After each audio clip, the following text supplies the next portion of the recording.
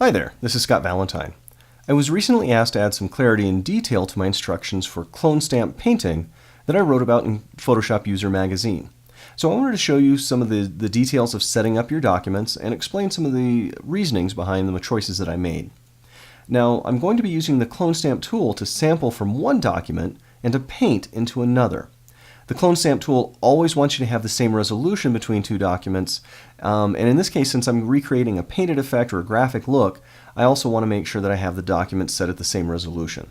So to set up my target document, I'm going to select my background layer, choose Command or Control A to load everything up, Command or Control C to copy, and Command or Control N to create a new layer. This is the interface for CC 2017, and you'll see clipboard is already selected. I'll choose Create. There's my document with the same resolution and dimensions. I'll create a new blank layer and I'll paste into that with Command or Control V. And finally, I'm going to lower the fill on this because I just want to use it as a reference layer. Anything that's fairly low so you can still see the major landmarks or details, that'll be fine. And I'm going to lock it so that it doesn't actually get messed up. So now, back in my source document, I'll select Command D to deselect everything, and I'll get ready for my clone stamp painting. At the very top of my layer stack, I want a blank layer that is filled with any kind of solid pixels. It doesn't matter what. In this case, I'm just choosing 50% gray. And I'm going to lower the fill all the way down to 0 so that it doesn't contribute. The reason for this is when using the clone stamp tool, I find it a lot easier to work with a layer that I don't have to change around. It needs pixels to sample from, but I don't want to see those pixels, so that's why I set it to 0, make sure it's active, and now I'll choose S to load my clone stamp tool, and hold Option or Alt to click anywhere on my image. Doesn't matter where because we're going to align these things in just a moment. I'll select the target document and create a blank layer.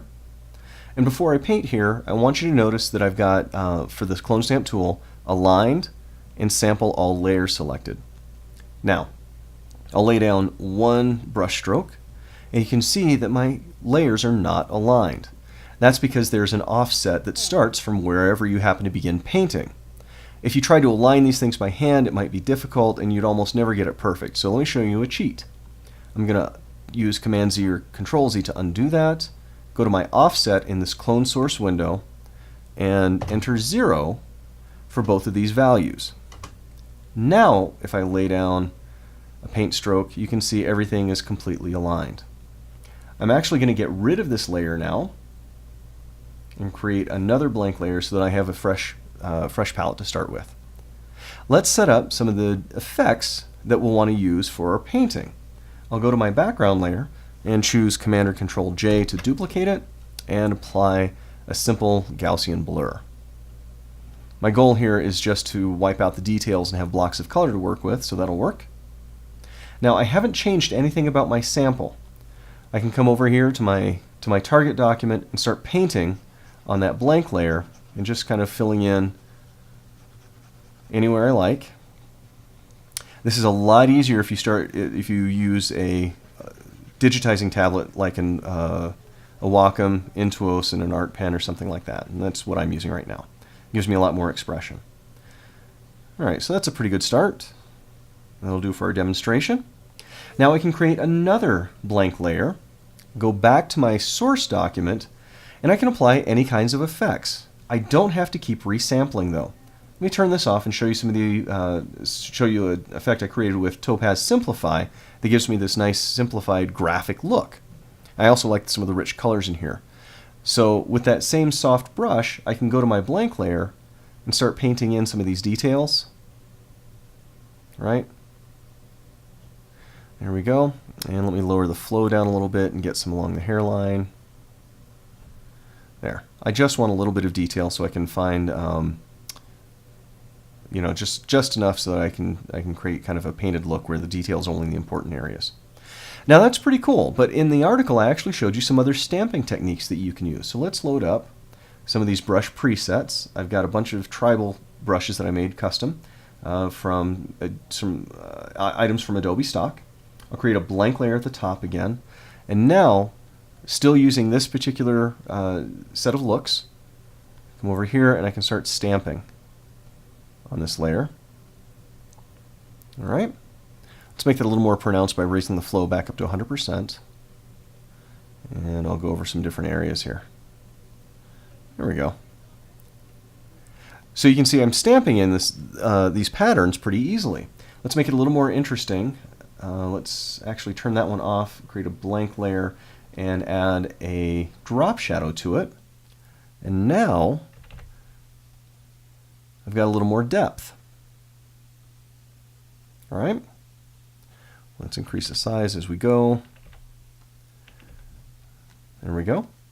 And if I create another blank layer, I can do the same thing, but I also want the same drop shadow, so I'm going to show you another trick, which is to hold down the Option or Alt and drag the layer effect up to the new blank layer. I'll choose a different brush just so you can see it a little bit better. And now I've got the drop shadow between those two layers. So you can keep building up this effect pretty easily, right? You can go back and change the source information. Let me go back to the blur, and we'll soften up some of this on that same layer so we can have better contrast. Repeat the layer creation and duplicating the drop shadow effect. Come back to here and do it all over again. Now, one of the reasons I really liked working this way is that it lets me go back and kind of change history. I can go back down here to this blur layer and I can reduce its opacity. I can go to this layer and I can change its blending mode, right? I can add that layer back in. And all of these layers are subject to the same thing. So I can go back and repaint underneath them. I can continue adding over the top. I can do anything I want with the source document and just sort of add that to the overall effect. Let me add some up here. Right?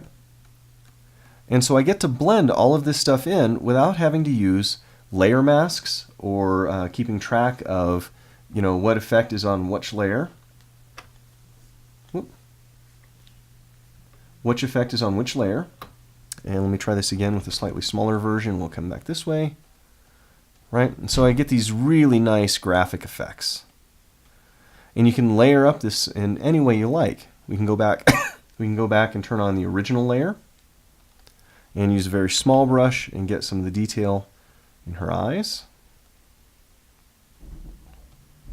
And actually I can fill that in from underneath too, if there's other stuff that I want to put texture to.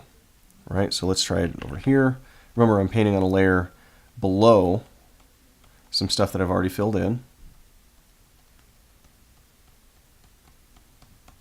Right? Let's go back up to here. So I'm able to mix all the effects that I want just by changing the layer visibility. I can add more layers if I want. I can add adjustment layers to change any element, and I never have to resample. I just simply come over here, create a new layer. I can turn things on and off. I can end up with only the stuff on the top if I want, and move layers around. So I'm very flexible in what I can achieve with this particular look. So I hope you go out and find some great uses for this. I would love to see your results, so be sure to use hashtag Kelby1 on Instagram, Twitter, and Facebook. If you have any questions, please get in touch, and I'm really looking forward to seeing what you come up with. Thanks a lot.